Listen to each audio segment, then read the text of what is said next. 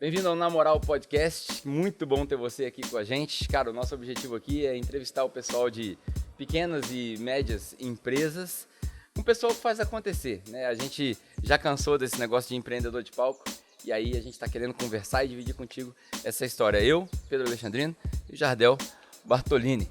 É isso aí.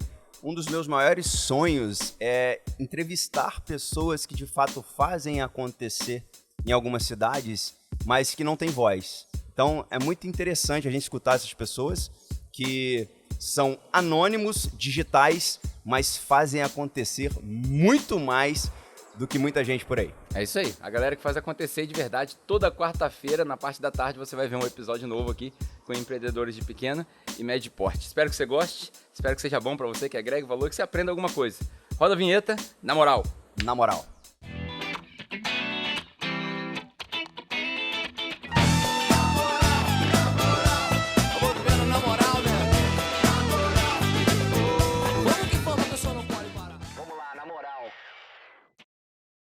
Um sonho. Graças a Jesus Cristo, estamos aqui com esse projeto para agregar, acredito eu, principalmente em empreendedorismo com a audiência, mas um empreendedorismo prático. Estou com meu camarada aqui que eu quero agradecer de coração, Jean. Você é um cara que você demorou meio segundo para me responder que sim. E eu acredito que quando acontece esse tipo de coisa, a gente fica muito feliz, cara, porque eu não expliquei nem direito para você o que era, nem dei muito detalhe, e você de pronto, eu tô contigo, vambora, tamo junto, que dia, que hora. E isso eu te agradeço de coração, cara, pela confiança. Mesma coisa eu digo para você, Pedro, que eu falei com você do projeto, você, meu irmão, vambora, tô contigo, eu quero te agradecer também, esse é um projeto nosso. Chique. E eu acredito que a gente vai conseguir, de coração, agregar muito com a audiência na prática, porque na maioria das vezes a teoria ela é totalmente diferente quando você coloca ela em prática. E passo a palavra para você para a gente começar essa entrevista, ditado esse rápido bate-papo. Na teoria é uma coisa, na prática a teoria é outra. É isso aí, bora pra cima. Nosso convidado de hoje, Jean. A gente está aqui na uma das melhores, se não a melhor hamburgueria de Volta Redonda, cheio de prêmios, vocês estão vendo aí na mesa. O Jean vai poder falar um pouquinho mais aí. Obrigado por você ter aceitado o convite. Tamo Espero junto. que você goste, espero que você aproveite aí a nossa conversa. Show de bola. E é isso aí, cara. Vamos começar do começo. Acho que a gente pode... Como é que chegou até aqui na hamburgueria? E daí a gente vai conversando. Bom, eu vou precisar falar um pouco do antes, né? Do pré-hamburgueria. Eu venho do mercado financeiro. Minha formação é técnico de administração, administrador de empresas na graduação e na pós-graduação fiz gestão de empresa. Então eu sempre gostei muito dessa parada. E já começo dizendo que eu aplico muito pouco do que eu aprendi no técnico, na graduação e na pós, na empresa, porque no dia a dia, empreender no Brasil Na teoria é uma coisa. É muito diferente. bem louco. Exatamente isso. Mas das coisas que a gente aprende, às vezes, você faz por exemplo, na minha pós-graduação inteira, tem muita informação que eu ainda carrego comigo, mas eu carrego muito uma frase, que foi do Vitor, que era o coordenador, que também dava aula, que ele falou que descubra o que você gosta e você nunca mais vai trabalhar na sua vida, você se diverte todos os dias. E eu lembro disso como se fosse hoje, e eu sempre gostei muito de cozinhar, sempre fui curioso na cozinha, né, de tentar, antes até dessa onda Masterchef que está rolando no Brasil. Você é chefe, né? O chefe é uma coisa, até um misticismo que tem em cima do cargo. A pessoa acha que para você ser um chefe de cozinha, você tem que estudar gastronomia e tal. O chefe de cozinha é quem coordena uma cozinha. Então, assim, Então você é chefe. Eu sou um chefe de cozinha, porque hoje eu coordeno toda uma equipe de pessoas que trabalham dentro de uma cozinha, desde criação de engenharia de cardápio, a escolha de insumos, e isso é a função do chefe de cozinha. E eu já apaixonado por essa área, e outra coisa que motiva muito, assim, a mim é gerar empregos. Eu gosto disso. Acho que é uma mudança do país, da nação, de situação de país subdesenvolvido para desenvolvimento, depois, hoje estamos em desenvolvimento, né? Mas depois para um país desenvolvido vai ser através dos empreendedores, não vai ser da política. Eu acredito nisso também. Então, gerar empregos. Eu lembro que um dia muito cansativo, minha esposa olhou para mim e falou assim, cara, por que você saiu do outro trabalho para trabalhar tanto? Hoje, sendo que nossa vida é mais ou menos a mesma coisa, assim, financeiramente. Aí eu falei, mas hoje eu tenho 6 famílias que eu ajudo a ter sustento. E antes só tinha a nossa. Aí ela falou assim, nossa, eu nunca mais falo sobre isso com você. Legal demais isso aí, cara. Que ela falou, na hora, nunca mais eu toco nesse assunto com vocês. Realmente, eu nunca mais no corpo, porque não tem nem, sentido. Assim, hoje já não são nem mais 6, já passam de 20 pessoas envolvidas no projeto, né? E graças a Deus, a marca só vem crescendo, o negócio só vem se desenvolvendo e virando uma marca forte no segmento. Né? Tem propósito, né? Quando você descreveu para sua esposa, eu gosto muito daquele lance do Ikigai, né? A gente não precisa se prolongar, mas quando você encontra algo que você ama fazer, que você recebe bem por isso, que o mundo precisa, quando você junta isso tudo, você não tem por que não sair de casa. É diferente de ir para um emprego que talvez você esteja só trocando tempo por mais por cansativo dinheiro. Que seja, eu acredito que quando tem um propósito, flui com mais naturalidade. Né? É isso. A gente estava conversando aqui, você já foi CLT? Sim. Você ficou no CLT quanto tempo? Olha, eu comecei a trabalhar cedo. Agora cedo que antes de maioridade? Bate pronta, assim, de cabeça, lembrar a idade, vai ser difícil, mas acho que com uns 18 anos eu já trabalhava. Fui trabalhar numa empresa de informática e virei gerente dela em poucos meses. Hoje ela é uma rede. O meu ex-patrão ficou anos tentando me trazer de volta. Aí, quando eu saí dessa empresa, eu fui ser autônomo, fui vender aqueles filtros famosinho que tinha. Roquem. Legal. Levantei um capital com Roquem, entrei na faculdade. Aí, quando eu entrei na faculdade, E aí tu fez administração? Administração. Aí eu decidi ir pro mercado financeiro. Aí fiz, na época, era Banco Real ainda, teve prova, foi aprovado, passei na seleção, entrei como estagiário, entrei na fase mais difícil que se teve para ser efetivado, porque o banco comprou o Sudameris e tinha que incorporar toda a equipe do Sudameris e não tinha vaga. Fiquei 2 anos estagiando, média era 1 ano, que a galera que queria ser aproveitada ficava, não desisti. A diretoria criou uma vaga para me efetivar, que não tinha mais, que era escriturário, que já não existia mais. Existia no passado, aí eles arrumaram um jeito, me colocaram como escriturário. Aí fiquei ali por uns 13 anos, 13, 15 com estágio. E aí até 2016, que foi quando eu decidi empreender e rompi lá com o banco. Né? E foi o salto para... Esse foi o seu primeiro negócio? Sim, meu primeiro negócio. Puro. Antes da gente entrar nesse do primeiro negócio, eu achei interessantíssimo porque aqui fora das câmeras, né, a gente estava conversando e a gente descobriu que você tinha uma banda. Sim. Né, e aí, pô, talentosíssimo, depois o pessoal pode pesquisar, se bobear a gente põe uns links ali. E aí agora que você vendia Roquem. Cara... e entre 2016 e 2018, quando a loja inaugurou, eu vendi Hipoflex.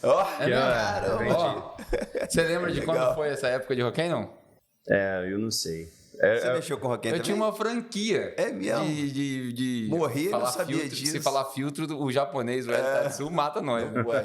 Processadores hidrocinéticos. É igual a Hipoflex também, aparelho... Como é que falava? Aparelho ortopédico, né? A Hipoflex foi assim, né? A pessoa me apresentou, gostei, comprei para mim, para minha família. Eu tenho um... Aí ele me apresentou o plano de negócio, eu falei, eu não vou sair vendendo, eu não gosto muito de venda. Apesar de vender produto. Mas eu gosto de vender experiências, né? Eu gosto de vender o produto em si. É uma coisa que a Nashville carrega no Diga-se de passagem, você vende uma experiência aqui fantástica, cara. E aí a gente Aí eu falei, mas eu conheço muita gente boa de venda e coloquei. Aí eu fui virando tudo dentro da empresa lá com uma compra. ABC, pré-distribuidor, distribuidor, fui virando aquela parada toda. Muito saudosismo na minha cabeça. Aí quando eu agora. saí do banco, eu falei assim, cara, eu quero ficar um ano de férias. Aí eu fiz um tour pro Paraty lá, fiz um ano de renda em uma semana em Paraty, da renda que eu já tinha no banco, para usar o meu capital que eu queria investir no negócio. E aí também não vendi mais Hipoflex. Foi esse, sim, minha experiência com ela. Você fez um ano de renda, que você quis dizer, você explorou o mercado ali de Paraty, vendeu bastante e aquilo ali foi suficiente. Foi um ano de... Legal isso aí, cara, pra gente dar um gancho, né? Eu planejei o meu sabático, né? Tipo, Então. fiquei um ano... Eu acho que a maior dúvida da galera que tá começando, principalmente, é capital. Como que eu fomento, como que eu consigo, eu pego em banco, eu pego investidor. Como é que foi esse início seu, cara? Você tinha o capital para botar ali, a grana? A primeira Você coisa abriu que acontece primeiro quando a gente fala que a prática é diferente da experiência, eu fiz o plano de negócio, tudo certinho, Chegou a formando o fazer no script, Sebrae ou sozinho? sozinho. Aham. Mas eu tinha recursos para fazer. Aí fiz o plano. Primeira coisa que aconteceu foi um extrapolamento de investimento no início, que a gente tinha uma previsão de investimento e ela subiu muito. Igual obra. E depois, e por isso que foi porque a primeira unidade que a gente abriu, ela teve obra, né? É uma obra toda feita por nós mesmos. Então a gente não pegou um ponto, a gente pegou um pedaço lá do estacionamento da rampa, que é onde fica a outra Vocês fizeram unidade. tudo lá.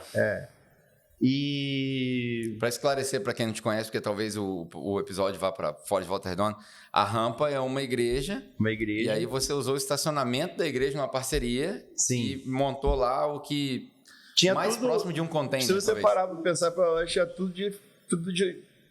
para dar errado, porque a rua é deserta, o local é muito fechado, um muro muito alto. Só que eu pensei qual que era a principal dor do consumidor hoje em Volta Redonda. É lugar para estacionar, Ali né? tem. E aí a gente participa da igreja, eu e minha esposa, nós fazemos parte da igreja. Eu ia para lá, via que esse lugar só era usado aos domingos, né? Não tinha uso durante a semana, o estacionamento ficava todo parado. E aí eu falei, cara, é aqui. Todo mundo me chamou de maluco. Diga-se de poderia passagem, pegar- a igreja é o imóvel mais mal utilizado da história imobiliária, né? Eu, na verdade, tinha visto um vídeo de um pregador chamado Theo Hayashi, vocês conhecem com certeza, explicando que, por exemplo, ele foi em Londres, e em Londres ele foi numa igreja, que em cima era a igreja e embaixo era um café. E aí o café, além de prestar um serviço à sociedade, Bancava a igreja. trazia recursos para a igreja. Legal. Então eu pensei, pô, é isso. Aqui, enfim, a gente virou lá dentro da igreja uma marca forte de hambúrguer em Volta Redonda. Já isso de início de 2018 até ano passado, que a gente abriu essa unidade aqui onde a gente está gravando. Então pode-se dizer que você vende uma experiência divina no seu hambúrguer. Legal. Dá um slogan, tá? Cara, e minha maior inspiração chama-se Holy Burger. Porque eu tenho um projeto de abrir hamburgueria desde 2013. Eu não sou a primeira hamburgueria da região, mas eu pensei antes de todas abrirem no negócio, tudo estava todo formatadinho. Aí depois abriu uma em Penedo, aí começou a abrir algumas em Volta Redonda. Umas existem, outras não. Mas a gente já vinha sonhando com esse negócio porque eu pensei, pô, eu vou unir um produto prático com gastronomia. Porque meus hambúrgueres aqui, eles não são assim, só simplesmente os tradicionais. Não são os tradicionais, pão, salada, carne, ovo. A gente tem aqui vários tipos de hambúrgueres que são experiências gastronômicas de fato. Isso, aí você falou do Divina, o Holy Burger, que é um santo hambúrguer, né? Também começou dentro de uma igreja, por acaso, com um quiosque dentro de uma igreja. E hoje é uma das hamburguerias mais conceituadas de São Paulo. São Paulo. Eu já comi no Holy... Não o Holy Burger, mas na hamburgueria. O case deles, na época, me inspirou. Não por ser o holy também, né? Eu creio em Deus, mas eu gostei do projeto, um hambúrguer diferente. Aí depois conheci outras casas, fui estudando, fui visitando e chegou no...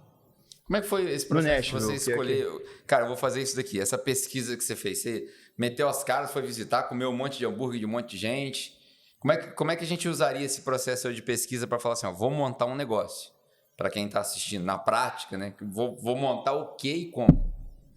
Cara, primeira coisa que você tem que fazer é pegar a pessoa mais crítica que você conhece, sincera, e dar o seu produto para ela provar.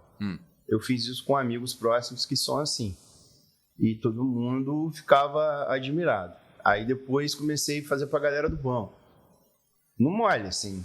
Isso você fechado ou já aberto? Não, eu não tinha loja ainda. Ah, sim. Você começou... Primeiro eu validei o produto. Legal. Né? Você começou pelo produto. Peguei amigos, levava lá para minha casa, fazia na casa deles. Ou o Nashville, o hambúrguer Nashville foi o que eu mais fiz, que é o nome Nashville que hoje, que é o nosso hambúrguer de gorgonzola, cebola caramelizada e rúcula. Esse hambúrguer foi o que eu mais fiz na vida, com o pão australiano.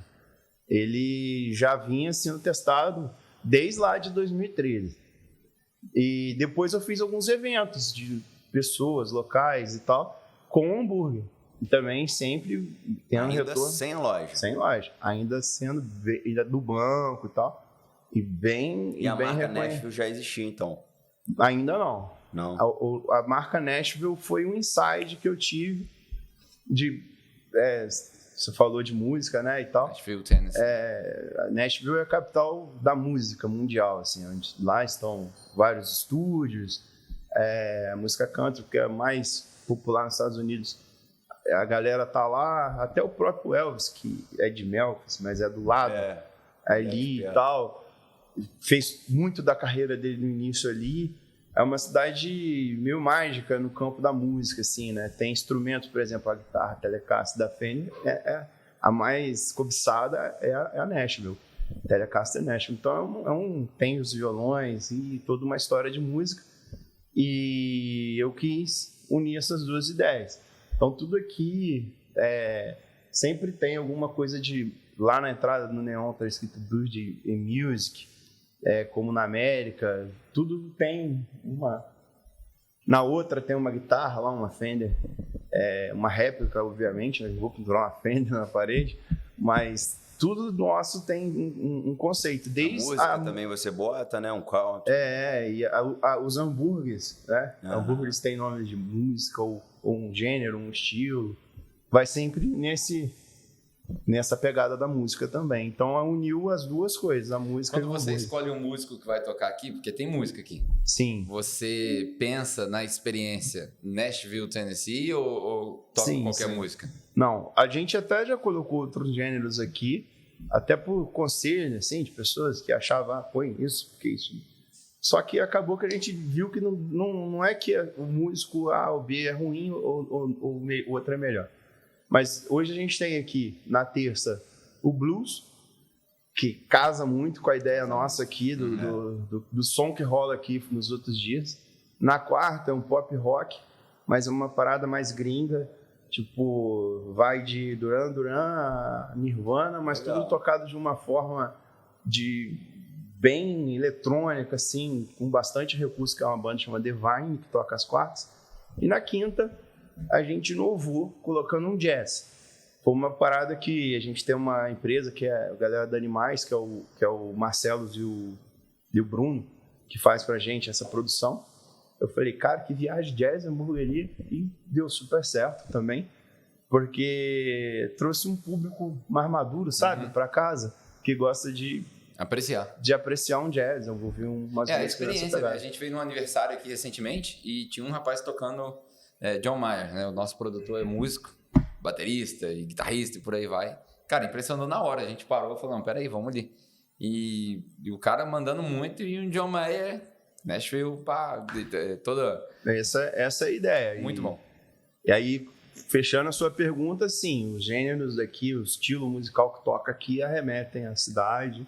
A gente precisa brasileirar um pouco, não tem jeito, a gente está no Brasil, mas há uns 10 dias atrás, tinha um americano aqui que ficou super à vontade, inclusive quer que a gente envie boné, camisa para ele. E nós não tínhamos o dia, e vai vir uma pessoa aqui mês que vem buscar de fato para ele usar nos Estados Unidos lá, porque ele falou, pô, tô na América. Maneiro. Hoje, na verdade, a gente vive uma era da experiência, né? Hoje, a empresa que gera experiência para o cliente, ela sai muito na frente. Eu te conheço tem o quê? 1 ano? Por aí. Mais ou menos. Eu sou um camarada que eu observo bem. Eu observo bastante. E eu percebo, Jean, que você alinha muito bem processos, pessoas, e você é um cara extremamente detalhista. Vou te falar em alguns pontos aqui que eu achei que você frisa mesmo nos detalhes. É algo que eu preciso aprender até contigo. Teve um dia que eu cheguei aqui, você estava botando uma placa ali, você ia lá, você ia cá. Cara, nada te fazia... você tinha que ver a placa de todos os ângulos possíveis para ver se estava legal, para ver se não estava atrapalhando a iluminação. Cara, um detalhe assim, quando você estava botando o enfeite de Natal aqui, você saiu lá fora para ver se o seu enfeite estava combinando com o enfeite do seu vizinho, para ver se estava retinho e tal, dando uma... Então, isso é muito legal. Como é que é isso? Como é que você faz isso dentro da empresa? Desde lá da cozinha até o lanche chegar na mesa do cliente, como é que você lida com essa... Você é perfeccionista pra caramba, cara. Eu acho, sim, é uma crença minha, tá? Eu nem acho, é uma crença. E se você quer empreender um negócio, você tem que dominar ele. E hoje eu posso te dizer que não tem uma área do negócio que eu não consiga suprir uma necessidade na ausência de alguém. Você tem tudo na mão. Estar lá. Eu entendo que eu não sou da galera que isso vende, tá? Da galera que acha que o dono não tem que estar presente, que o dono tem que ficar na praia e o negócio acontecendo. Eu acho isso muito bonito e se fosse possível no 1000 negócio, mas eu acho que tem que ter a férias, tem que ter o tempo de qualidade com a família, tudo isso faz parte do negócio. Mas o dono, ele tem que dominar. Por exemplo, a nossa estratégia de expansão, ela consiste em ter sempre um funcionário no novo negócio que já entende todo o negócio. Porque se alguma coisa estiver fora do padrão, aí a expansão não faz sentido. Ele é o Coringa, então. A gente vê várias... 2016 teve um boom de franquia no Brasil e tem negócios que realmente são muito otimizados e tal, qualquer um faz. Mas eu acho que um hambúrguer, tá? Uma carne suculenta, um bom queijo, uma maionese caseira bem feitinha, tudo isso demanda tempo, entendimento do líder do local, para que tudo sempre esteja, como você falou, você está preocupado com o alinhamento do seu decoração de Natal com o do vizinho, porque a gente expande os dois, né? E quando alguém passa na frente, ele vê uma conexão dos ambientes. Quem que tem essa visão? Muito pouca gente, cara. Isso é muito legal. E aí, vou pôr uma placa ou um banner na empresa. Isso tem que ter um sentido, né? A campanha de marketing desse ano, a gente está vindo agora a partir de janeiro já com algumas novidades.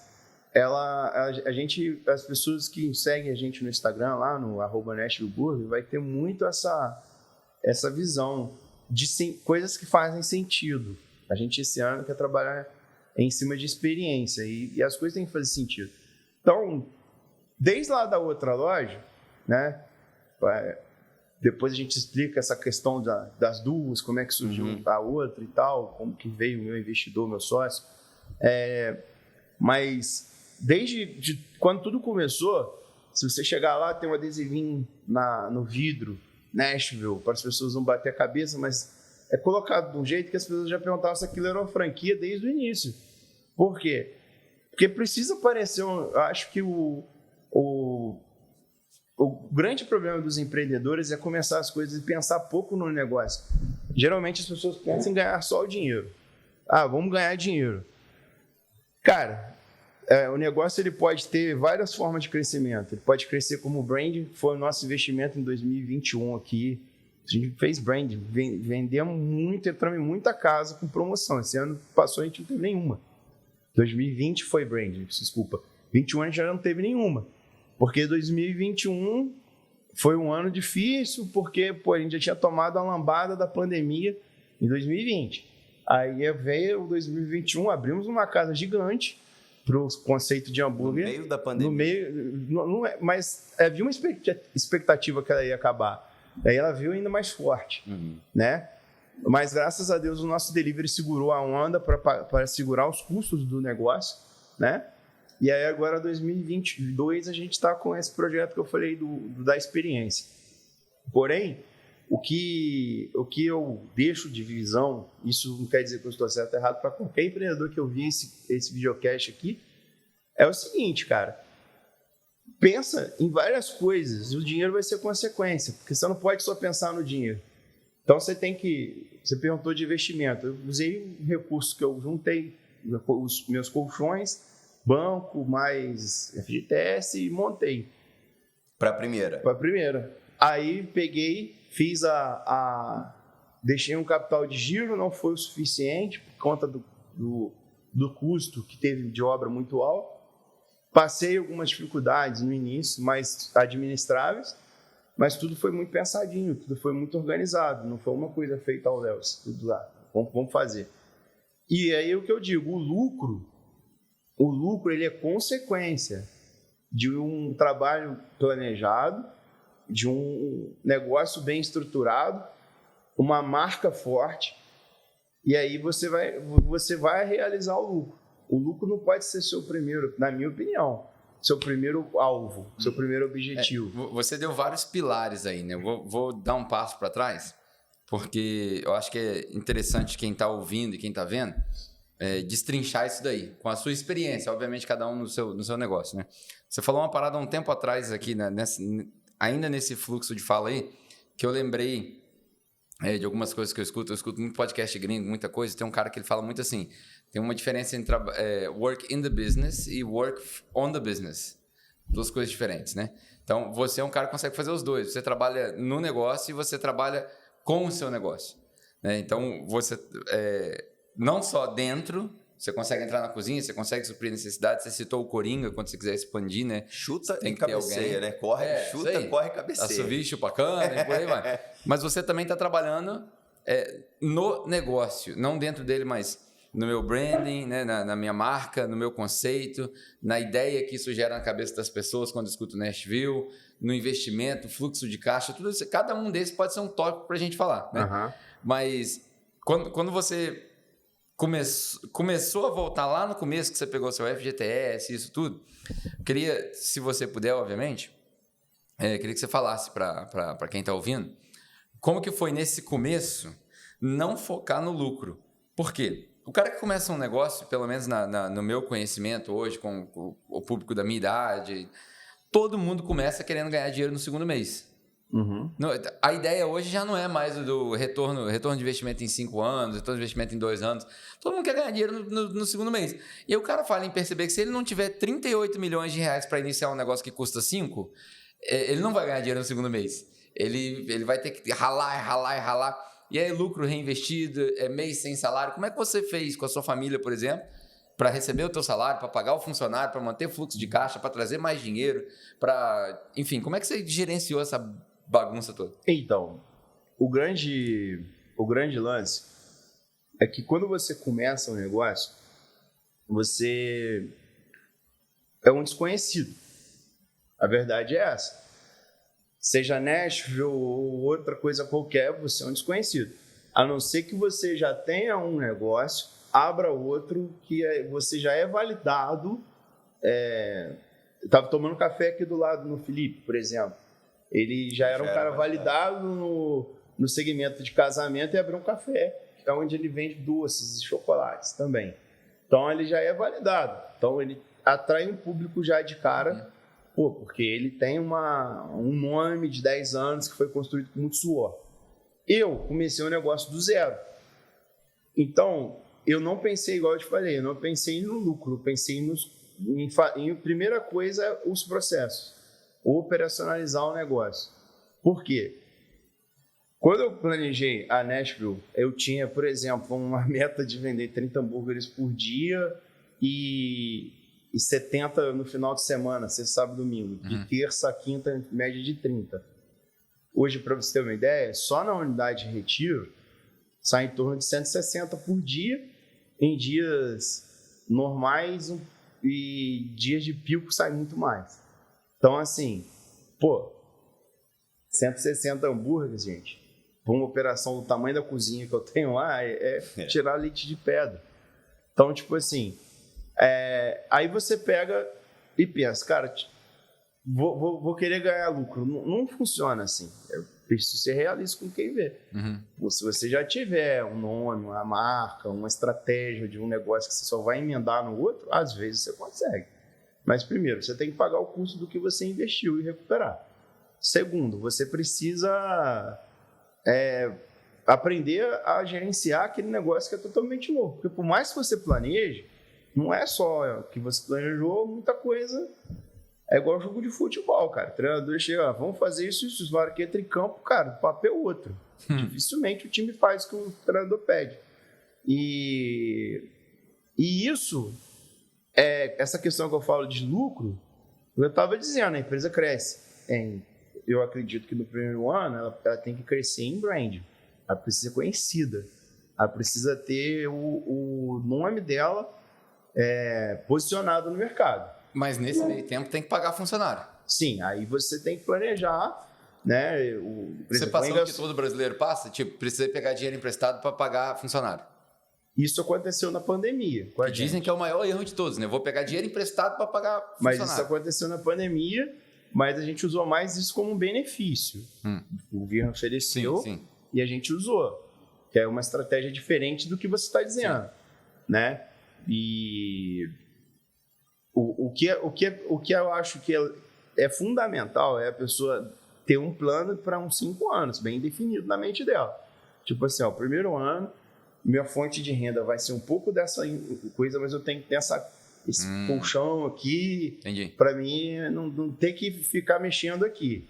Então você não descarta a possibilidade de que o seu mantimento da sua casa, sua família, o seu Prolabore, por exemplo, vinha 70% de outro lugar. Porque senão você ia drenar o negócio no primeiro ano. Sim. Entendi. Totalmente. O que também é muito normal no começo também, o resultado e a renda da gente ser tudo a mesma coisa. Isso aí, por mais que os coaches de negócio ensinam, aí que eu queria aí na prática, os meus lucros eram minha renda.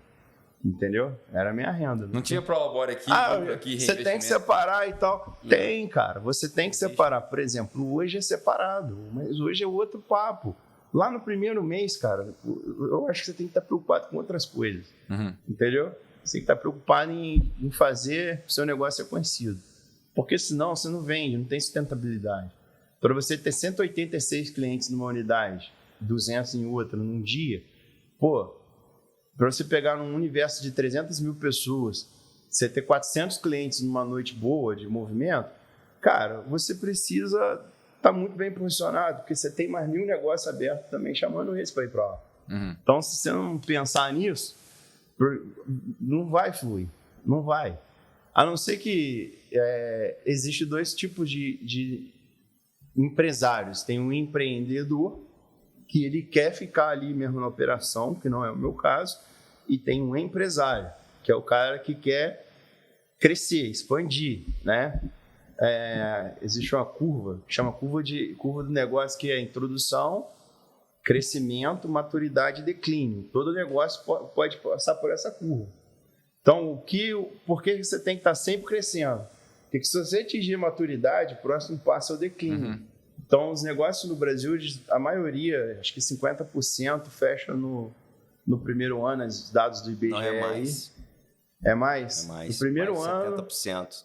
Fecha nos primeiros 2 anos. Aí nos outros 5 anos ainda fecha os outros 50%. Não estou especulando os números, não estudei, ele veio aqui à mente. Por que isso acontece? Porque as pessoas focam muito no resultado. Aí, pô, vamos colocar aqui, você vende pizza. Pô, um ramo que eu domino nada. Mas eu penso que é o seguinte, pô, você começou com um molho de tomate legal, uma mussarela legal, uma calabresa legal. Aí você está pensando só no lucro.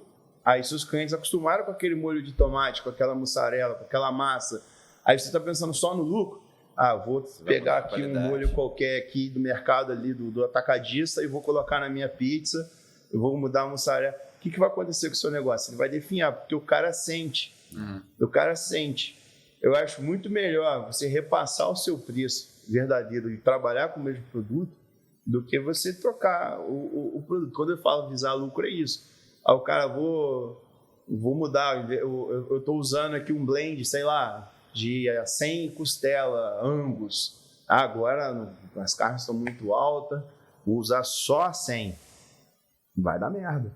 Não vai ficar bom o negócio. Então, assim, é isso que eu penso da questão do lucro. Mas nos primeiros anos é muito difícil você... Na minha área de atuação, a gente gosta de dizer que todo empreendimento da minha área ele tem ciclos de 5 anos. Durante os primeiros 5 anos você se descobre, o segundo ciclo de 5 anos você cresce, o terceiro ciclo de 5 anos você amadurece e o quarto você morre. É o que você falou da curva de adoção.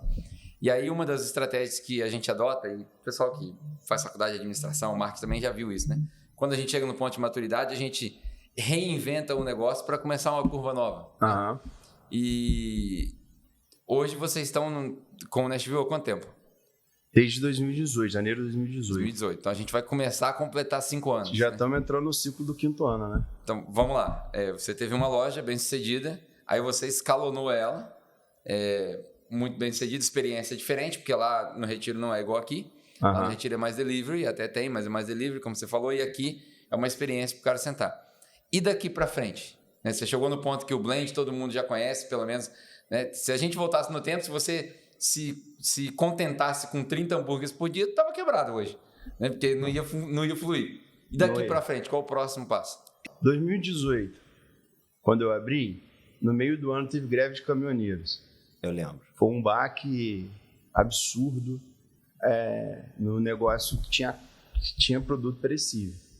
Então, 2019, nós pensamos, esse ano não vai ter problema, vamos começar a realizar bons lucros. 2019, a China comprou 10 plantas de gados do Brasil. Na JBS, né? 10 plantas de carne brasileira e fez o preço da carne lá em cima. Aí, para isso, me preparei. A gente tem um amigo todos em comum que chama Ezequiel. Eu peguei, liguei para 3 fornecedores meus e falei, mano. Aí eu segurei o preço. É mesmo? Legal isso aí. Você falou que ia atrasar? Eu falei. Pro fornecedor? Os 3 fornecedores. E eles? Só um cortou meu crédito, mas hoje é o meu maior fornecedor de novo. Você vê como é que é. Aí, mas não tinha outro recurso. Eu me antecipei, eu li, falei, cara, 10 plantas, o Brasil vai ficar sem carne. O preço vai lá em cima. Isso vai inviabilizar o processo uns 40 dias. Foi mais ou menos o que a leitura que eu fiz bateu certinho. Aí 40 dias, na época eu não tinha tanto fluxo de venda, essas 3 toneladas foram para a câmara de... Você começou a vender foi lá para a câmara de frio, concorrentes. Foi lá para a câmara fria do Açaizal, congelou. Legal. Que sacada, hein, cara? E aí a gente sobreviveu essa, né? A qualidade do seu hambúrguer sofreu com congelamento, não? Não, porque a gente não congelou o hambúrguer. A gente congelou a carne. Depois o hambúrguer faz o processo. Moeu ela. E se você faz um descongelamento da carne da forma certa, em temperatura correta, ela mantém. Mas hambúrguer, na minha opinião, não se congela. Entendi. Isso é uma opinião minha, né? Tem gente que trabalha com hambúrguer congelado e eu respeito. Porque a carne, a fibra dela está muito pequena para congelar, então faz uma zoeira com os líquidos da carne ali que não funciona. Só se tiver um ultra congelador, e mesmo assim também não gosto, não curto, não é minha vibe. Desde o primeiro dia que a gente todo dia faz a carne no dia. Desde o primeiro dia, sempre foi assim. Aí, 2018 greve, 2019 China compra tudo, 2020 pandemia. 21 pandemia. Então, tipo assim, lá na frente vai dar para escrever um livro, mas vamos lá a sua pergunta. O Retiro foi isso, começou para 30, começou o hambúrguer foi fazendo nome e tal. No início a galera saía da igreja, novidade, lotava, isso ajudou muito a gente no início, ajudou muito. Isso não foi de caso pensado, mas o nosso domingo era o dia que fazia o mês, a semana, né? Aí, depois quando a galera começou a enjoar do produto, os clientes de fora começaram a chegar e aí a sacada que não foi sacada, formou um negócio que deu certo. Aí começou a aparecer investidores querendo ampliar o negócio, né? Aí primeiro foi eu não vou citar nomes, mas foi um empresário da cidade, me procurou e tal. Aí não deu certo, aí depois um outro empresário foi lá na loja, viu tudo aquilo. Cara, isso aqui é franquia? Não. Pô, isso aqui pode virar uma franquia, você precisa de investidor e tal, vamos fazer. Então os caras vieram de fora. Sempre eu pensei em crescer com investidor, isso é uma coisa minha também, que eu aprendi no MBA, que é o lance assim, nem sempre o capital, tem gente querendo investir capital no Brasil. Tem muita gente, o que falta são bons projetos. É verdade. Então, sempre pensei no projeto também formatadinho para um investidor chegar. Compacto dessa ideia também. E aí foi onde eu fiquei um ano conversando com um grupo aqui da cidade, aí desenrolaram muito lá, as questões lá não andavam. E o meu atual sócio, né, esse investidor que chegou junto comigo, ele, que é o Gabriel, ele chegou e falou: Jean, e aí, cara, vamos fazer? Eu falei: vamos. O cara lá tá enrolando, vamos embora. Aí a gente sentou, costurou formatou a expansão, né? E 100% da parte operacional, do projeto de cozinha, de tudo isso, eu apresentei para esse investidor e ele investiu e a gente montou essa unidade aqui, que é um pouco fora da curva para o hamburgueria, né? A gente comprou um restaurante, né? Comprou um restaurante grande, né? E transformou ele numa hamburgueria. Porém, aí já foi a segunda loucura, que a primeira do lugar fechado. A rua aqui, que era marginalizada, hoje a gente enche essa rua de carro quase todo dia. O local, que já tinha passado alguns... Isso é verdade. Tem casos aqui de restaurantes que estavam bem, precisou fechar por outros motivos, e tem casos aqui de restaurante que não deu certo mesmo nesse imóvel. Aí falaram que tinha uma cabeça de cavalo enterrada aqui. Aí eu falei: a gente desenterra. Tá tranquilo. Mais uma vez que você foi chamado de louco, ou não? Louco, mais uma vez. Eu mesmo vim aqui em alguns restaurantes e sempre vazio. Restaurante vazio. E hoje, cara, sexta, sábado, domingo, fila de espera aí fora direto. Terça, quinta, a gente tem um corpo bom de gente que gosta de música boa, que vem pra cá e tal. Então, não sei se faltou responder alguma coisa, mas foi assim, veio lá do Retiro, já projetado para receber aporte, e aí veio o investimento, veio o sócio, e hoje o próximo passo, que é a pergunta que falta. Próximo passo, a gente está... hoje temos uma marca registrada, né? O Nashville Burger hoje é nossa marca no Brasil. A gente está agora com uma proposta... A gente tem várias propostas de abertura de novas unidades, de pessoas de vários lugares. Franquear, para você franquear? A gente não quer usar o termo franquia, a gente quer usar o termo unidade estratégica de negócio. Por quê? A gente precisa ter um dono, e franquia nem sempre tem um dono. Se você for ali no McDonald's, apesar que o McDonald's de Volta Redonda, por conhecer a operação, o dono tá muito envolvido no negócio, então não é exemplo. Mas você pega outros, não vou ficar citando o nome de ninguém porque é complicado. Você pega outros negócios de franquia e você não sabe quem que é o dono, e às vezes você é mal atendido. Você pergunta uma coisa para a pessoa, ela não sabe te responder, porque os processos operacionais padrões para uma franquia são complexos demais. Então, assim, para colocar eles em prática, precisa ter alguém dono dentro do negócio. Aí o nosso projeto envolve treinar pessoas, tem pessoas hoje sendo treinadas para serem donos. Pô, legal. O Jardel que abriu uma unidade em Angra dos Reis. Eu tenho um cara hoje sendo treinado para ser o sócio do Jardel. Exatamente assim que funciona. Entendi. Entendeu? Mas ainda não abrimos para esse tipo de expansão. O Jardel entra como investimento e vai aprender o negócio e já recebe um sócio pronto. Esse cara que entra como sócio, aí é uma coisa que vocês combinam, né? Entre vocês, a forma que ele vai te pagar. E aí ele trabalha para o seu negócio, tem lá uma renda normal de um gerente e vai te pagando. Outback, Madeiro, são empresas que trabalham assim, né? Não exatamente assim. O Madeiro era franquia, mas eu fiquei sabendo que não é. Sempre tem um gerente lá que é alguém experiente no negócio. Isso é fundamental para manter o padrão. Organização, né? E essa unidade aqui tem todo esse tamanho estrategicamente pensado, porque é muito grande a cozinha aqui para trás. Para suprir até 10 unidades, depois que começar a expansão.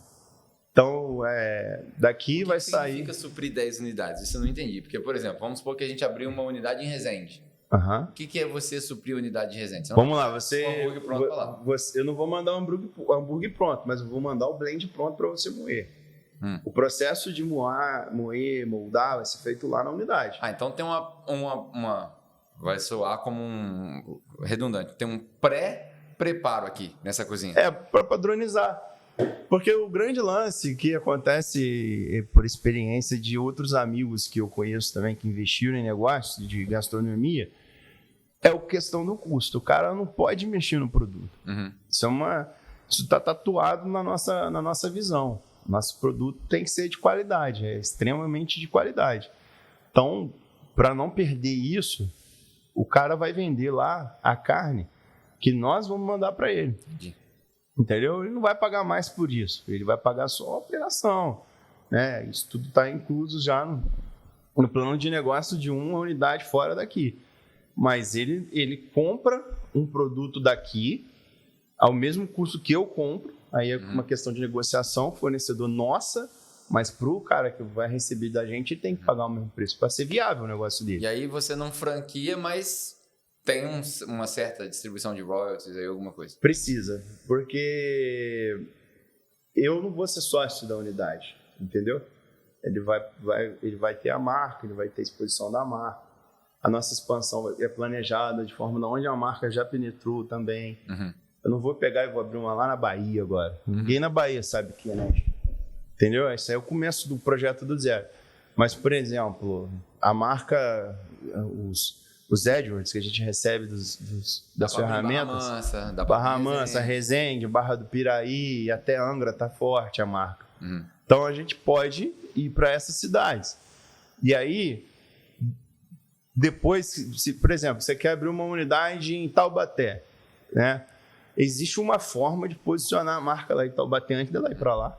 Hoje o Facebook, o Instagram, ele já te permite mostrar a marca para as pessoas de lá de alguma forma. E depois você vai. Entendi. Entendeu? Primeiro você tem que criar o desejo das pessoas. Porque se chega...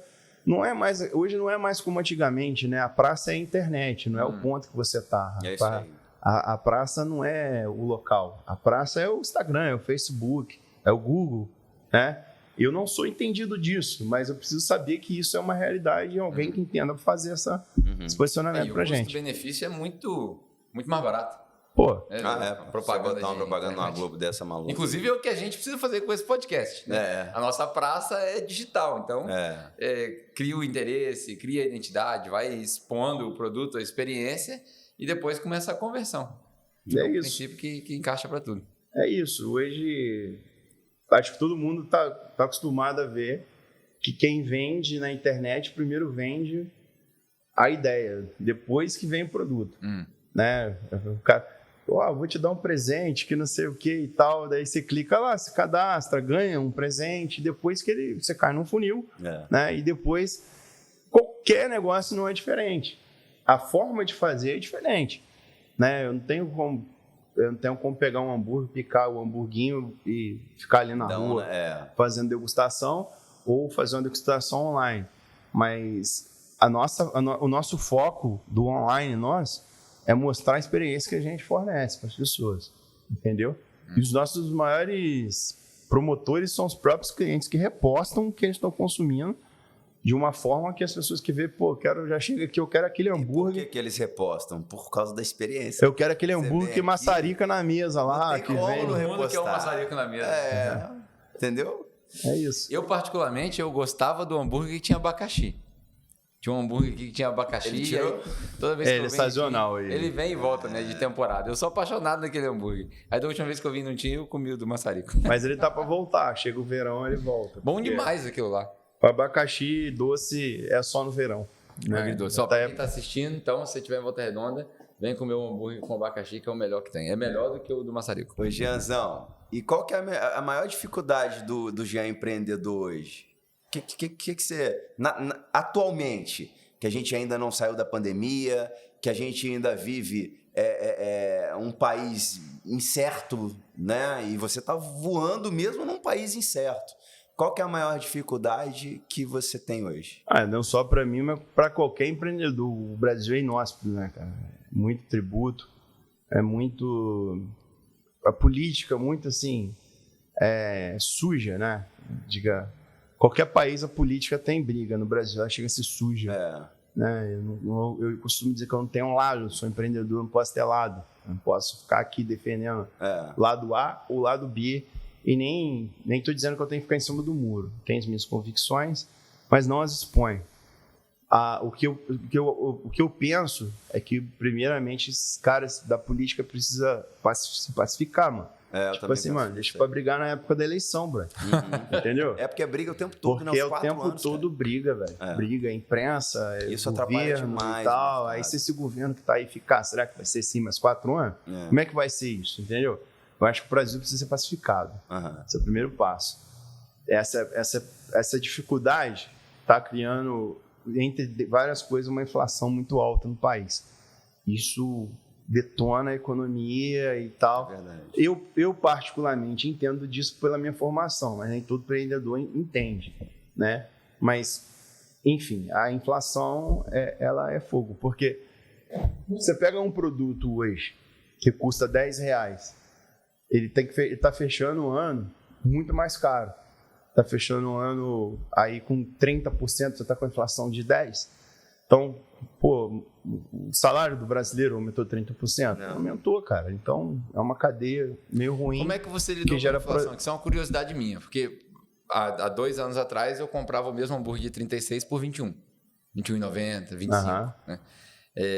Como é que essa é a briga de todo cliente. Chega um negócio e fala, o negócio aumentou pra caramba, meu salário não aumentou. E o cara não consegue mais sair para trazer uma família de 5 pessoas para comer. Como é que você passou o preço para frente sem perder? Óbvio, você deve ter perdido alguns clientes, mas sem perder a grande maioria. A gente precisa fazer isso de forma planejada. Tipo assim, você não pode pegar... Do dia para noite. O meu 21 foi para 34, não. Mas o de 24 foi para 34. Por R$10 em um ano.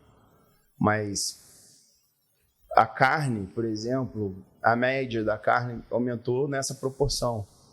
A farinha também, que é o pão que a gente compra. Queijo, mesma coisa.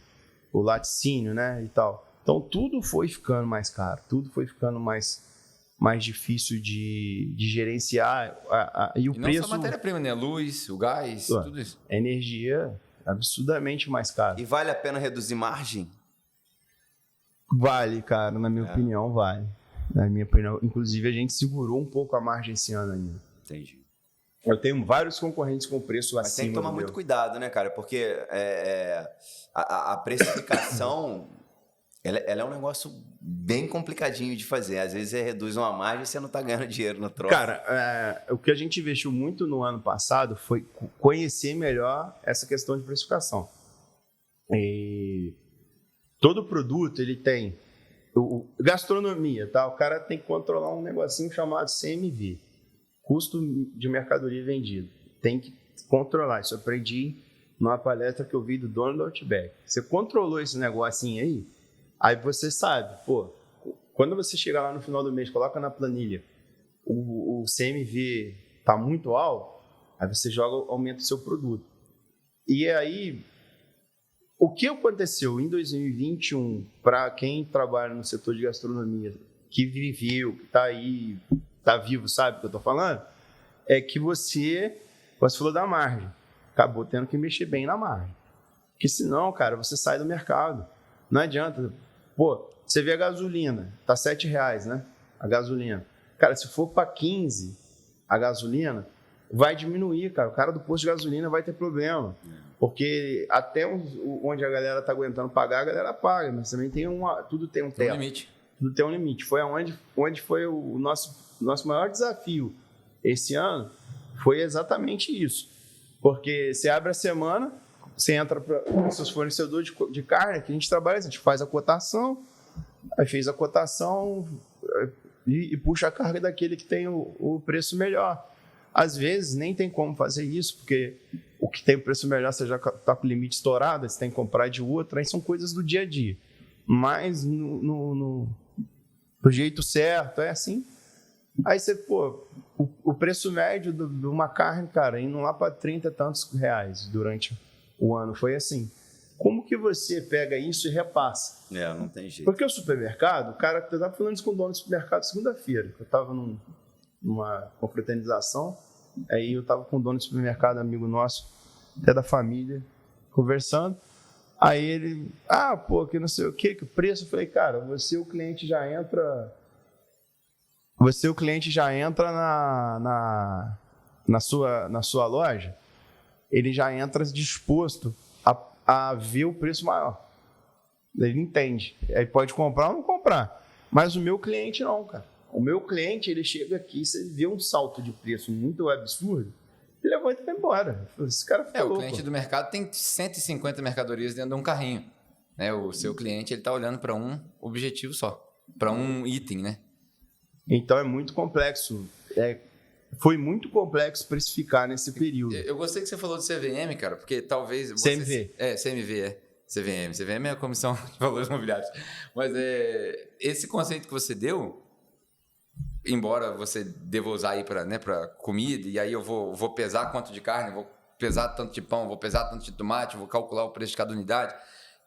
e aí você vai misturar gás, energia e por aí vai. Mas isso vale para qualquer coisa, cara. O cara que vende carro, por exemplo, ele tem que pensar por quanto eu comprei, quanto tempo ele fica no pátio, quanto tempo ele fica com a luz ligada, qual o salário do cara que vende, qual é a comissão do cara que vende e botar isso no preço, né?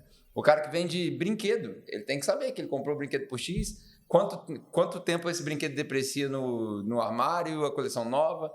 Acho que todo negócio tem que ter essa... E quantos fazem essa gestão? Eu não conheço ninguém. Eu ouvi agora a primeira vez uma definição disso aí. Muito pouco.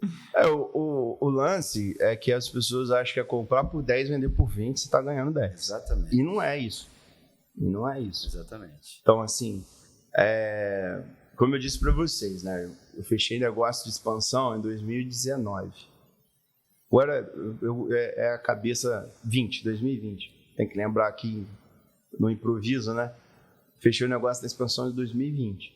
Quando eu vi que o ano ia ser complicado, difícil, falei pro meu sócio, cara, não vou ganhar nada esse ano, tá? Ele ainda nem tinha entrado na sociedade, porque, na verdade, a gente tinha fechado um acordo e ele entraria quando essa unidade que entrasse em vigor, né, na sociedade. E foi a forma que aconteceu. Aí eu falei para ele, cara, eu não vou avisar nada, vou tirar o que eu preciso para viver, meu prolabore, e, cara, vou torrar de promoção e alavancar o meu delivery. E deu certo a minha estratégia. Por quê? Hoje a gente bateu o recorde de delivery de novo dia 25, aí domingo a gente bateu. Então hoje as pessoas... Eu não sou nem muito escravo mais dos aplicativos. As pessoas já vão lá e compram e já Mas já aí que tá, quando você toma uma estratégia dessa e o negócio se paga e você tem um outro negócio para suprir ali o seu dia a dia família, é legal. Então o seu negócio, você tomou essa estratégia e o negócio se pagou. Sim, mas aí já deu. Você tem que continuar. Mas aí já deu. Aí é que entra, cara. Eu não tô me colocando na frente de empresário algum, nada disso. Não. Só que é isso que aquele lance assim, não desiste que vai dar certo. Também faz. Mas até quando? Eu acho que o que falta no brasileiro, o YouTube tá cheio de coisa boa, cara. Tem muito conteúdo bom de graça. O empreendedor não dedica nem um minuto da vida dele para ver isso. Vocês estão criando esse videocast aqui, isso vai pro ar. Querendo ou não, aqui a gente pode estar citando dores de outros empreendedores aqui e tem empreendedor que não vai ouvir, cara. Porque a galera no Brasil aprendeu a não estudar. Não querer buscar informação. Além, um MBA gratuito. A galera no Brasil aprendeu a escutar gente que nunca fez nada, nunca constituiu nada. Por que esse podcast ele foi criado?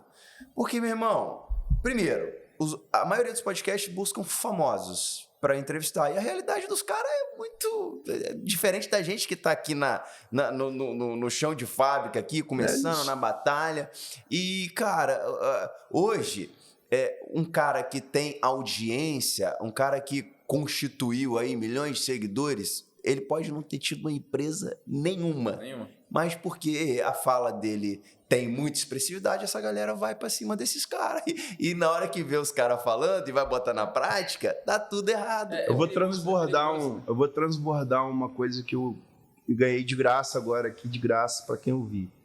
Cara, um dia eu tava olhando, tem muita gente, tem muito conteúdo, mas um cara falou um negócio que me chamou a atenção.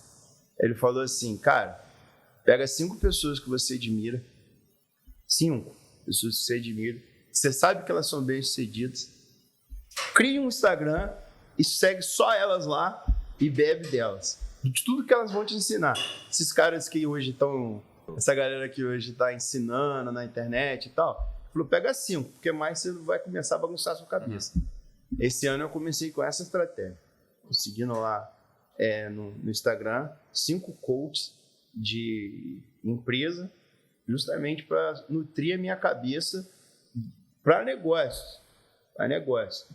E aí ontem eu tava ouvindo um desses caras, ele é bem famoso e tal, um desses caras falando exatamente disso aí, de gente que vende porque ele não vive. Porque é muito fácil, cara, você faz um curso.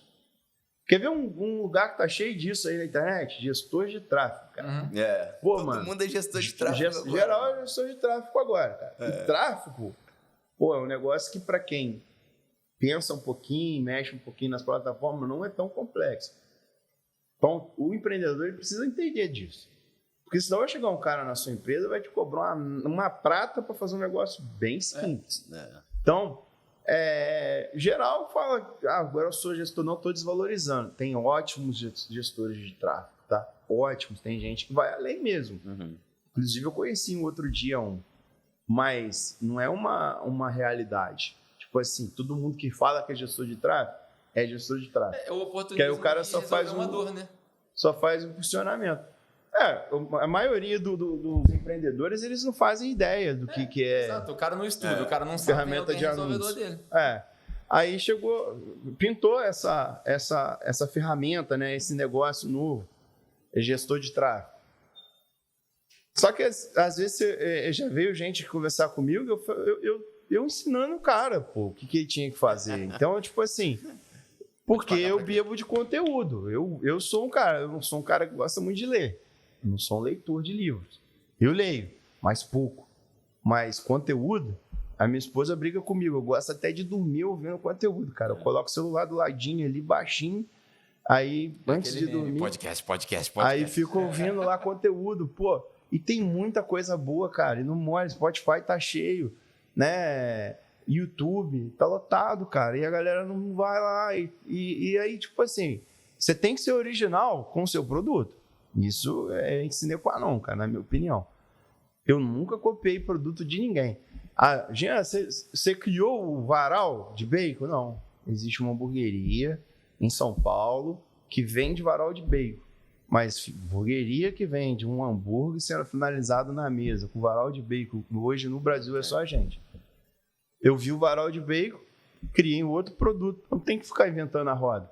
Mas eu não gosto de cópia, sabe? Jean, você inventou a injeção de queijo cremoso lá do American Cheese? Também não. Mas isso também, eu vi uma hamburgueria australiana 2 anos atrás e pensei, uma hora eu vou implantar isso no meu negócio. E hoje a gente tem esse... você inventou o chocolate que joga em cima do brownie? Não inventei, mas a forma que a gente serve, tipo de prato. Então, por exemplo, você pode pegar uma ideia do seu segmento que alguém grande está fazendo e adaptar o seu e fazer. Isso para mim não é cópia. Para mim, cópia é o que aconteceu outro dia. Eu entrei uma pessoa me mandou, eu não acreditei. Eu entrei no iFood de uma empresa aqui de Volta Redonda. O meu produto Nashville tinha um nome quase igual ao Nashville, mas nem lembro o nome que era agora. Eu também não vou citar o nome do cara, mas a descrição do produto é idêntica. Carne artesanal, produzida na casa, blend exclusivo, tantas gramas, queijo, gorgonzola. Cola, né? Copiou e colou meu iFood inteiro. Era do copyright. Inteiro e tal. E aí, tipo assim, cara, aí uma pessoa chegou pra mim, vai lá pra internet, divulga, fala que ele tá fazendo isso, que palhaçada. Eu falei, não, deixa o cara copiar, pô, você tá copiando o que tá bom. Ninguém copia o que tá ruim. A sua marca, né? Isso aí é antigo, de Oris pra frente. Ninguém copia o ruim, né? Ninguém taca pedra em árvore que não dá fruto, não é verdade? Pô, várias situações que a gente já viveu aqui, às vezes de bater um fiscal aqui, chegar aqui e não ter nada. Cara, pô, o fiscal vai falar, me desculpa. Eu falei, cara, eu entendo. Eu entendo, porque a gente trabalha certo, então eu não me preocupo com nada disso. Tá tudo redondo, tem toda a documentação necessária, os funcionários são legais, recolho os meus impostos e tal. Às vezes, né, no ano passado, com muita dificuldade, fazendo tudo isso acontecer da forma certa. Porém, cara, eu acho que a cópia, se alguém está te copiando, se o concorrente está vidrado em você, você está fazendo o seu papel. Você tem que ter sempre a empresa tem que estar um passo à frente. Entendeu? O cara veio com uma coisa muito igual à sua, aí você já lança outra. Aí ninguém consegue te acompanhar. E a nossa pegada sempre foi essa. Não nos exaltando, né? Tá aí o reconhecimento que é o troféu de melhor hambúrguer da cidade. A gente ganhou. Pô, esse troféu aí, eu fui lá no site dos caras, pedi para ganhar. Isso aí foi uma votação popular. Primeiro aí começou a aparecer gente na marcação lá dos comentários do post, qual é o melhor hambúrguer. Aí depois foi para 3 e a gente ganhou com 74% dos votos. Viu? 74, eu acompanhei isso. 74,9. Daí vai. Aí você vê, por exemplo, a maioria dos restaurantes da área gastronômica, o cara fala, eu sou o melhor aquilo. Eu nunca deixei marqueteiro nenhum falar isso. E nem com o troféu a gente fala, só no dia. A gente fomos eleitos o melhor hambúrguer, parou. Porque, cara, isso tem que ser validado, tem que ser um órgão que vem aqui, uma pesquisa igual fizeram, que valida que você é o melhor. E eu acho que esse lance de dizer que é o melhor é muito assim, é muito complicado, cara. Ninguém pode falar eu sou o melhor. O melhor, eu gosto muito tipo do Junior Dusky, que falamos junto. Ele ia falar? Falamos junto. Cara, um dos caras que eu mais admiro é o Junior Dusky, cara, dono do Madeiro. Não copio nada dele, não tenho conceito nenhum parecido com o dele, mas eu admiro aquele cara como empreendedor, porque ele é visionário, né? A parada de botar os containers em pontos estratégicos, no meio do nada, onde as pessoas vão passar ali querendo comer alguma coisa e tal. E hoje o Madeiro é o que é e a Jerônimo que é a rede dele. Porém, aquela frase não faz sentido para mim. Quem elegeu o Madeiro o melhor hambúrguer do mundo? Quem foi que disse que o Madeiro é o melhor hambúrguer do mundo? Então, é complicado, cara. Eu acho que isso é uma coisa que não entra muito na minha cabeça, sabe? E acho que a galera tem que se respeitar, pô. Tipo, a minha empresa é concorrente da empresa do Jardel. Não, cara. A gente está competindo no mercado. É diferença de concorrência. E tem espaço para todo mundo. Cara. Eu acho que aqui na cidade, principalmente, as pessoas ficam muito nesse lance de concorrência. Cidade grande não. Cidade grande você visa mais a parceria. Eu acho que as pessoas pensam que Volta Redonda é pequena. Mas uma cidade de 230 mil habitantes não é pequena não, cara. Tem muito lugar que tem negócios aí, thriving, fazendo muito dinheiro numa cidade de 50 mil habitantes. As pessoas, porque a pessoa não... A verdade é que ninguém consegue fidelizar o cliente, né? O cara não sabe fidelizar o cliente dele. Lealdade com marca é um negócio raro, né? A Apple tem lealdade, as pessoas pagam 6, 7, 8, 13 mil reais no telefone porque eles desenvolveram um conceito de lealdade. Mas ninguém é leal à Nokia. Quem é leal à Nokia? Né? Por quê? Porque os caras não souberam. Porque eles criaram a experiência, assim como o Nashville. Jean, você falou aqui um tempinho atrás que você viu alguém falando na internet que uma boa dica seria criar um Instagram novo, porque o Instagram hoje, para quem leva a sério, é fonte de conteúdo, né? Não é só ficar brincando, né? As pessoas não entendem que se você não está vendendo nada, você está sendo vendido no Instagram ou em qualquer outra mídia social. E aí você falou para abrir um Instagram e seguir 5 pessoas. Pode ser uma dica prática para quem está começando um negócio, ver gente que gera conteúdo de verdade, né? Business na prática, conteúdo bom. Quem são os caras que você segue e o que você aprendeu com eles recentemente? Então, vamos lá. Na verdade, eu tenho 3 Instagrams. E eu uso eles muito a sério na questão do conteúdo. Uma conta está sendo ajustada, que é a minha conta que era pessoal, transformou em comercial. Ali eu vou trabalhar só mesmo gastronomia agora, essas coisas. Mas é sua ou do Nashville? Minha conta. Jean. Minha o conta. Jean é chefe. Ali eu sigo o Márcio Vontura, que você está falando de estrela Michelin, caras que tem 3. O Alex Atala, vocês devem conhecer essa galera aí. Conheço. Alguns chefes menos renomados, a Riso lá, a mulher que entrou no Masterchef agora. Ali eu sigo a galera nesse meu ali eu bebo de conteúdo de gastronomia, entendeu? Escolas renomadas e tudo ali vai ser voltado para gastronomia. Então, como tem muito conteúdo, eu pensei, eu vou separar essa conta, vou criar uma conta pessoal.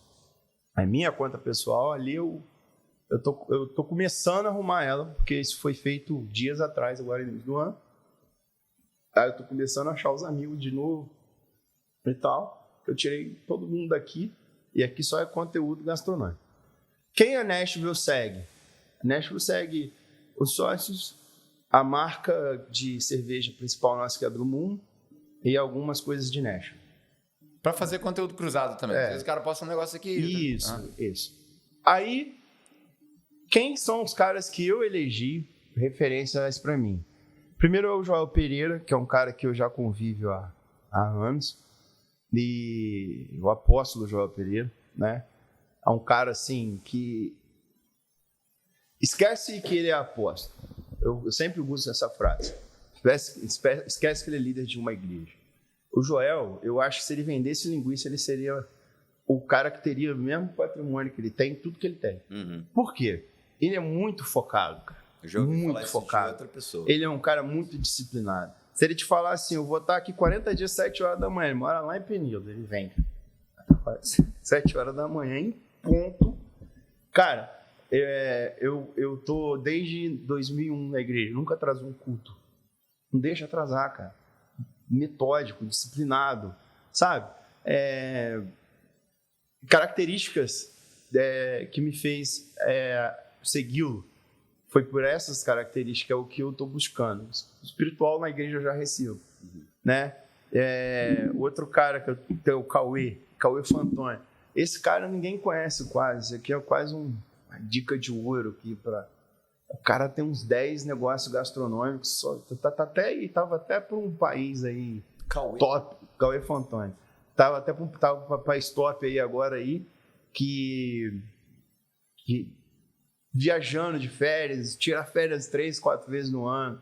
Esse já chegou no nível que todo mundo quer. Os negócios deles funcionam muito bem. Ele tem uma hamburgueria chamada Doc Burger, uma só de smash chamada Smag, uma pizzaria chamada Cáspita. E aí ele tá agora montando um negócio de açaí lá pro lado do Nordeste. E tudo com muita excelência, cara. Tudo muito bem formatado, tudo muito organizado. E grande demais. Ele é de Tatuapé. Por que ele me chamou a atenção? O cara é de Tatuapé, cara. Porque ele tá fora do... Porque, velho, você virar no Jardim, você virar naquela região do Itaim-Bibi, não é que é mais fácil. Mas é normal. Se tiver... onde um café da manhã custa R$100. Você virar lá em mais fácil. Tatuapé, meu amigo, já não é tão normal. E o cara virou bem, velho. Tem os sócios dele. Então, você vê, eu falei do Hollywood, eu não sigo o dono nesse perfil, sigo em outro. Porque esse cara é uma inspiração para mim. O Michael Master, que é um cara também cristão. O Marcos Marques, que é um gestor de negócios, que vende conteúdo de gestão, que Pô, é sensacional. Ele é filho do Zé Roberto Marques, né? E é sensacional o conteúdo que esse cara vende de pessoas, processos, crescimento, alavancagem. E o Wendel de Carvalho, que é polêmico, né? Como todo cara que cresce. Ontem ele tava falando, né? O Wendel é o bombadão. É o bichão, né? Ele tava falando, né? Pô, porque você mora nessa casa aí. Ele deu 2 polêmicas com ele esses dias. Uma que ele mostra sempre que ele dá R$100 de gorjeta.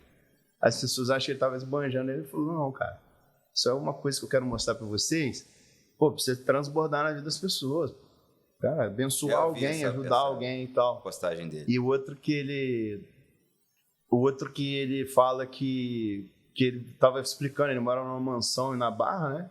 E aí ele tava explicando que, pô, ele paga 600 mil de aluguel por ano. Aí, pô, mas que absurdo. Aí ele falou, não, cara, porque eu tenho, acho que 21 milhões aplicado, que rende tanto. Aí eu uso esses 600 aqui e pago de aluguel. Se eu comprasse esse imóvel, vai valer 21 milhões, e eu perder esses 21 milhões, esse imóvel iria desvalorizar ao longo do tempo em relação ao que eu consigo fazer. Podia começar outro podcast só para falar disso no mercado financeiro. Aí você começa a ver as mentes dela. Por que eu falei de 5? Porque segundo essa pessoa, é o ideal para você beber de uma fonte. Porque o que essa galera tem em comum? Eles cuidam muito bem da saúde. São caras com famílias estruturadas, não é aquele cara que, nem vou citar nome, tem um empresário no Brasil que troca de mulher de 5 em 5 anos, aí que todo mundo acha que ele é referência. É o ciclo da maturidade, pô, tem que ir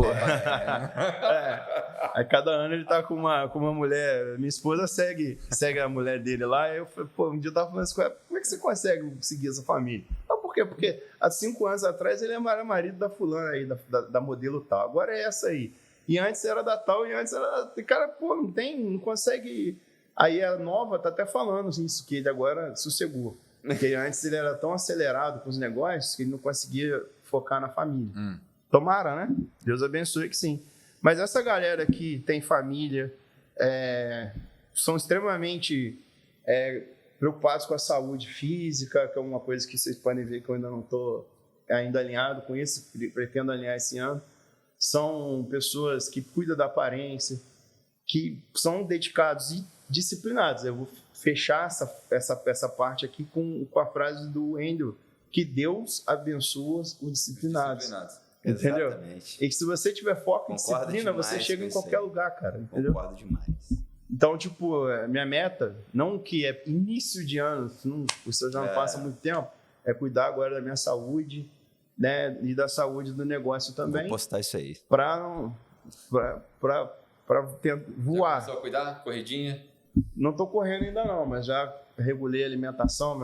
Antes de começar, minha esposa comprou um doce ali, eu só comi um pedaço. Falei para ela, pô, você é primeiro a querer sabotar o meu projeto, né?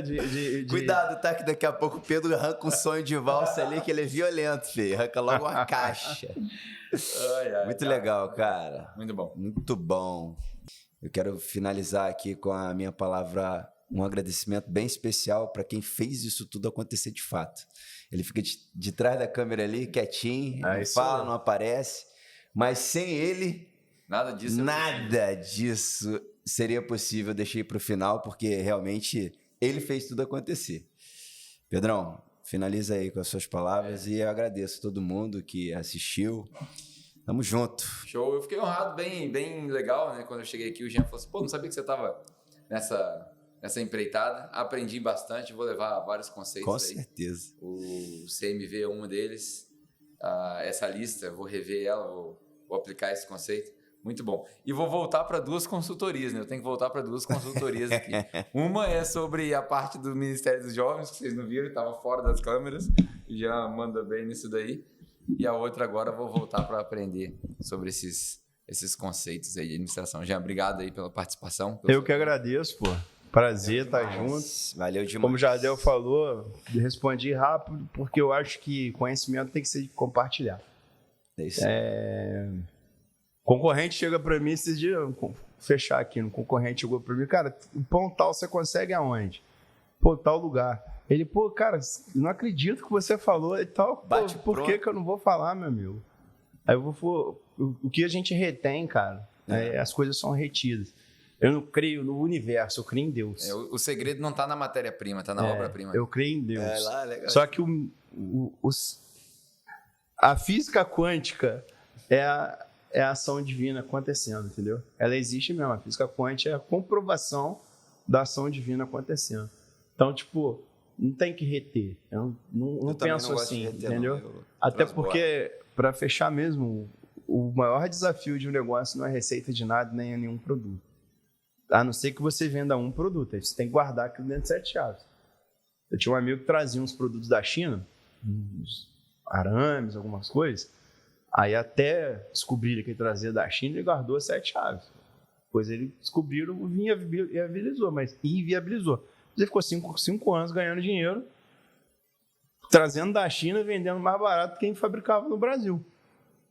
Produto robusto, coisa grande. Então, assim, é a forma que as coisas acontecem. Quem achar que fizer o blend da Natural é peito, acém e fraldinha. Tá? Não precisa vir aqui. E o segredo? Não precisa vir aqui e ficar pesquisando, não tem nada. Ficar especulando. Agora, dentro disso, tem um pulo do gato que eu não vou passar. É isso. Bacana. Tá entregue. E pra gente se despedir, se você assistiu até o final, não se esqueça de se inscrever no canal. A gente vai deixar um formulário aqui embaixo para você receber o resumo dessa conversa toda por escrito. Talvez você tenha seu próprio negócio já, você seja empresário, você quer usar isso daqui para sua equipe, para sua empresa, enfim. A gente vai escrever esses princípios para deixar aí uma ordem para você seguir. É uma boa maneira para você não precisar passar pelo episódio todo novamente. Então, clica aí no link, se inscreve e aqui na descrição você vai ver o link do formulário para a gente poder te enviar. Todo episódio novo a gente te envia esse conteúdo para você receber de mão beijada. Valeu? Valeu, galera. É isso. Até mais. Valeu.